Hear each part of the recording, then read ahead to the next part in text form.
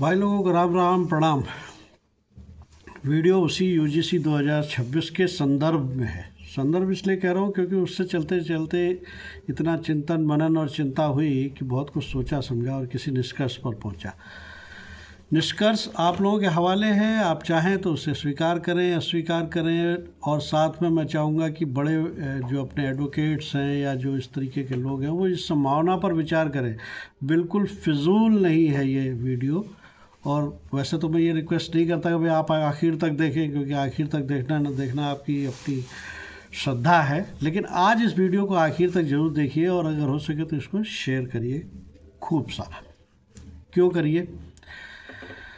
UGC 2026 आने के बाद ये हुआ कि साहब सवर्ण के बच्चों पर इस तरीके के अत्याचार हो सकते हैं और उनको फंसाया जा सकता है। हालांकि तब भी मैं मानता हूँ कि यूनिवर्सिटी में इतने ज़्यादा केसेस ही नहीं होते, लेकिन उसके खिलाफ मेरा सबसे बड़ा जो मेरा अपना मानना था वो ये मानना था कि कॉलेज में यूनिवर्सिटी में जो एक स्वच्छंदता होती है, जो एक पर्सनालिटी बिल्डिंग हो रही होती है, उस पर ही बहुत बड़ा कुठाराघात है।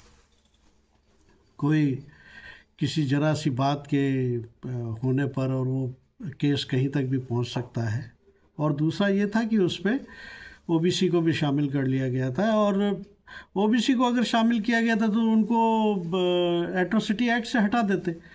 उनको एट्रोसिटी एक्ट से हटा करके उनको भी दलित, सबको आजकल नीचा बनने का बड़ा शौक़ है। उसी क्रम में मैं आऊँगा कि हमको भी नीचा बनना है।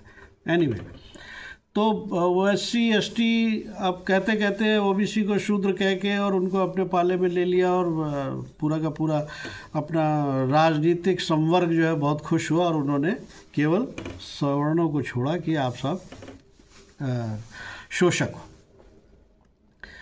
शोषण किसने किया, आज तक किया भी कि नहीं किया, इसके कोई प्रमाण कोई नहीं देना चाहता। ज़रूरी नहीं है, वामपंथ का नैरेटिव है, आप पर छाप दिया गया, आप खुश रहिए, ठीक। और फिर उसके बाद ये था कि साहब हिंदुत्व की लहर चल रही है और हिंदुत्व की लहर के लिए सवर्ण आगे आगे हैं, और वो उन्होंने जो है इसी क्रम में मुसलमानों पर बहुत सारे इल्ज़ाम लगाए, धर्मांतरण करते हैं, लव जिहाद करते हैं, लैंड जिहाद करते हैं, फलाना करते हैं, ठिकाना करते हैं। अरे भाई, ना हमारी ये लैंड है, ना हमारा यहाँ का लेना देना है, जो हो रहा है होने दो। हम बेकार उनकी मस्जिदों और मंदिरों के पीछे, मस्जिदों और मज़ारों के पीछे पड़े हुए, दरगाहों के पीछे पड़े हुए, जबकि पलीता तो हमारे यहाँ अंदर लग रहा है। पलीता लगाने वाले मोदी जी ने शुरू में कहा, भाजपा ने शुरू में कहा कि साहब ये तो पिछड़ों की सरकार है और शोषित वंचित और फलाने ठिकाने जो है उनकी सरकार है। हमने कहा ठीक है साहब, वोट लेने के लिए है, सबको संगठित करना ही चाहिए, और हिंदुत्व के झंडे तले सब संगठित होंगे तो बढ़िया रहेगा, देश संपन्न होगा। आपस में लड़ने और लड़ाई झगड़े करने की बजाय देश की संपन्नता प्रमुख थी। लेकिन फिर बाद में पता चला कि साहब घुटने तो पेट के अंदर ही मुड़ते हैं। तो यानी वो कह रहे थे कि मैं ओबीसी हूँ, मैं फलाना हूँ, मैं पिछड़ा हूँ, तो वो वाकई इसीलिए कह रहे थे ताकि अंततः वो यहाँ पर जाकर के स्थापित हो जाए और शोषित वंचित पिछड़े के नेता बन करके और सवर्ण को डंप कर दिया जाए। अब आइए जो असली कहानी है, जिसके लिए मैंने आपको आज सचेत किया कि इसको ज़रूर शेयर करिएगा, और मैं अपने प्रबुद्ध लोगों से भी और उनके जानकारी में अगर कोई अच्छे लॉयर या अच्छे कोई वकील या अच्छे इस तरह के हों, उनको ज़रूर ये बताएं कि मैं क्या कह रहा हूँ। सवर्ण कौन है? पहली चीज़ तो सनातन कौन है, हिंदू कौन है, सवर्ण कौन है? सवर्ण के लिए सरकार के पास कोई स्कीम नहीं है, सरकार के किसी रजिस्टर में दर्ज नहीं होता कि वो सवर्ण है, और ये हमारी बेवकूफ़ी है। आप देखिए कितने बड़े पागल हैं हम लोग। हम चिल्ला चिल्ला के कहते साहब हम ब्राह्मण हैं, हम सनातनी हैं, हम हिंदू हैं, और जबकि हमें पता है कि इसके फलस्वरूप क्या होने वाला है,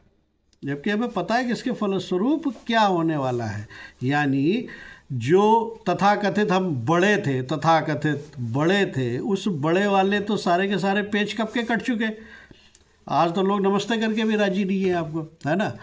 लेकिन हम स्वयं फॉर्म में बड़ा बड़ा लिखते हैं कि साहब हम जनरल हैं, हम हिंदू हैं, हम ब्राह्मण हैं, हम राजपूत हैं, हम वैश्य हैं। आज से 200 साल पहले, 300 साल पहले तक तो बहुत ही सपट बेवकूफ़ बनाए जा रहे थे। अरे आप तो राजपूत हैं, आपको लड़ने जाना है साहब, आपसे बड़ा वॉरियर कोई नहीं है। लेके उन साले मुस्लिम शासकों से लेकर के और अंग्रेज़ों तक ने आपको खूब लड़वाया, आपकी पुश्तें नष्ट कर दी, आपके वंश नष्ट हो गए, आपके जो आज कहा जाता है ना, जिसकी जितनी संख्या भारी, या आप कटे नहीं होते तो आज आपकी संख्या भारी होती है ना। तो आप जाके, लेकिन आज भी वो पागल लड़की ठाकुर हूँ, क्या हो गया ठाकुर हूँ, क्यों कहती हो ठाकुर हूँ, क्या कर लोगी ठाकुर हूँ करने के बाद, मरोगी अभी, अपनी जॉब और जाएगी तुम्हारी। तो ठाकुर हूँ तो मैं सबसे पहले लिखता हूँ साहब हमारा धर्म, मैं सनातनी हिंदू, फिर लिखता हूँ मैं सवर्ण, फिर जनरल कैटेगरी पर टिक्का लगाता हूँ, और कोई एक कॉलम बाकी होगा तो उसमें लिखता हूँ ब्राह्मण, राजपूत, वैश्य हैं आप, क्या था आपका काम? अजी साहब जो भी धर्मादे का काम हो, आपको बावड़ी बनानी है, महल बनाने हैं, फलाने बनाने हैं, जितना भी सड़कें बनानी है साहब, फलाने महाजन से पैसे ले लीजिए और ये धर्मादे का काम करिए। ये राजा लोग भी करते थे, उन्हीं से उधारी लेकर के आपका धर्मादे का काम कराते थे। और ब्राह्मण, अजी साहब मैं तो भिक्षा मांग के काम चला लूँगा, और आपको पढ़ाऊंगा भी, और आपको ज्ञान भी दूंगा, और आपको सशक्त बनाने की पूरी कोशिश करूंगा, और मैं शस्त्र और शास्त्र सबकी शिक्षा आपको दूंगा। हो गया। तो हम बेवकूफ़ों ने ज़बरदस्ती टोपी ओढ़ रखी है, जबकि हमको 1947 के बाद, 1950 ही मान लो जब संविधान लागू हुआ, 1950 में संविधान पढ़ने के बाद पढ़े लिखे लोगों को ये तो समझ में आना चाहिए था कि इसमें हमारे लिए कुछ नहीं लिखा हुआ है। और उसके बाद 22 कानून सवर्ण विरोधी कांग्रेस लेके आई, 47 कानून भाजपा लेकर के आ गई। उसके बावजूद भी हमारी आंखें नहीं खुल रही, हम अपने को सवर्ण जनरल, भाई बंद करो। धर्म हमारा एक ही चीज़ है, हर एक के पास अपने गुरु का नाम है, हर एक के पास अपने गोत्र का नाम है। हमारा कोई धर्म नहीं है। हमारे, आप कहते हो कौन सी जाति हो साहब, मैं तो जाति तो नहीं मुझे मालूम, मैं तो शैव हूँ, मैं तो शाक्त हूँ, मैं तो वैष्णव हूँ, और हमारे गुरु फलाने महाराज थे, मैं उनके संप्रदाय का फॉलो करता हूँ। जैसे अपने दादू दयाल हो गए, जैसे कि अपने नानक बाबा हो गए, या मतलब इस तरीके के सैकड़ों पंथ हैं जिनको ज़रूरी नहीं। क्यों? क्योंकि इससे पहले ये भी चला था कि साहब मैं तो जाट हूँ, मैं तो हिंदू नहीं हूँ, साहब मैं तो आदिवासी हूँ, मैं तो हिंदू नहीं हूँ। सर्टिफिकेट सबने अपने अपने ले रखे हैं, क्यों? हिंदू का। तो भैया हिंदू कुछ नहीं था, मैं भी हिंदू नहीं हूँ, मैं अपने देवी की पूजा करता हूँ, मैं एक शाक्त हूँ। और ब्राह्मण का आपने आज तक तो मुझे तो कोई सर्टिफिकेट दिया नहीं, सरकार के किसी रोजनामचे में लिखा ही नहीं कि मैं ब्राह्मण हूँ। मैं तो खुद ही उछल के कह रहा था कि मैं ब्राह्मण हूँ। तो मैं आज से शैव हूँ, शाक्त हूँ। सारे लोग बिखर जाओ, आपको एंटी एट्रॉसिटी एक्ट में जाने की ज़रूरत ही नहीं है। अब वो लाख कहते रहें कि आप ब्राह्मण हो, मुझे मानना ही नहीं कि मैं ब्राह्मण हूँ। आप सिद्ध करो ना आप कि मैं कैसे ब्राह्मण हूँ। पूजा पाठ में करवाता नहीं, मंत्र आदि मेरे को आते नहीं, वेद मैंने पढ़े नहीं, उपनिषद मैंने देखे नहीं, कहेगा ब्राह्मण? नहीं आप राजपूत हो। अजी साहब हमारे घर में तो 20 किलोमीटर की रेंज में कहीं कोई तलवार नहीं है, लड़ाई मैं जानता नहीं, लड़ाई कोई देखने गया नहीं, मैं तो माँ कालिका का भक्त हूँ, दैव शाक्त हूँ, और उनको टीका लगाने के बाद ही मैं भोजन करने बैठता हूँ। वैश्य, अजी साहब वैश्य कहेगा? मैं तो महाजन हूँ, और मेरी कुल देवी फला है, मैं तो चित्रगुप्त का पुत्र। और इसमें जैसे फंसे हुए लोग और भी बहुत से बीच की जातियों के, भूमिहार हो गए, कायस्थ हो गए, जिनका वाकई वर्ण क्रम में वो कहाँ खड़े थे अभी तक उनको खुद ही पता नहीं था, लेकिन वो बेचारे अपने को एडजस्ट कर रहे थे और ज़बरदस्ती सवर्ण बन रहे थे। राम राम। इस चीज़ को, इसको एक योजनाबद्ध तरीके से सारे प्रबुद्ध लोग लेके बैठो। इस टंटे को ख़त्म करने का यही तरीका है। राजनीति जब तक रहेगी वो आपको जितना नहीं रहने देगी। इतना बड़ा प्रोग्राम चल गया, इतनी बड़ी बात हो गई, एक नेता और एक मेरे पड़ोस का जो मेरा दोस्त है वो तक ये कहने को तैयार नहीं है कि यूजीसी में आपके साथ, कम से कम यूजीसी में, एट्रोसिटी तक तो हम लोग पी गए थे।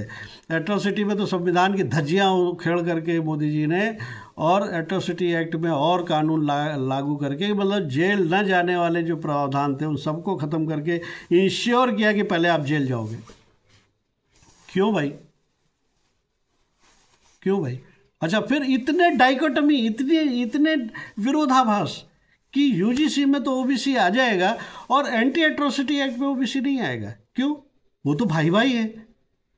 तो वो जो तथाकथित भाईचारा, हिंदुत्व, इन सबको पेटी में बंद करो, अपना और अपने बच्चों का भविष्य देखो।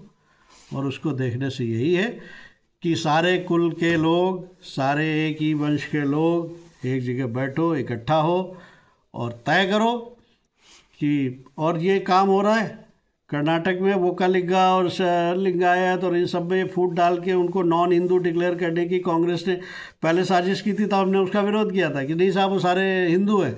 भैया कोई हिंदू नहीं है, लिंगायत अपनी जगह है, वोकालिंगा अपनी जगह है, और अशोक शुक्ला का अपना एक संप्रदाय है वो अपनी जगह है। आप अपने अपने सारे तो किसी किसी संप्रदाय की शरण लो। हिंदू सनातन जयराम जी की धर्म परिवर्तन हो रहा है, हो रहा है, मेरे बाप का क्या जाता भाई। जब तुमने वैसे ही नहीं रहने देना है इस पृथ्वी पर हमको, तो मैं इस धर्म से गया मुखाग्नि देने के बाद, या मैं कब्र में दफना के जा रहा हूँ, कोई फ़र्क है क्या? विचार कीजिएगा और बताइएगा भी ज़रूर। धन्यवाद। राम राम।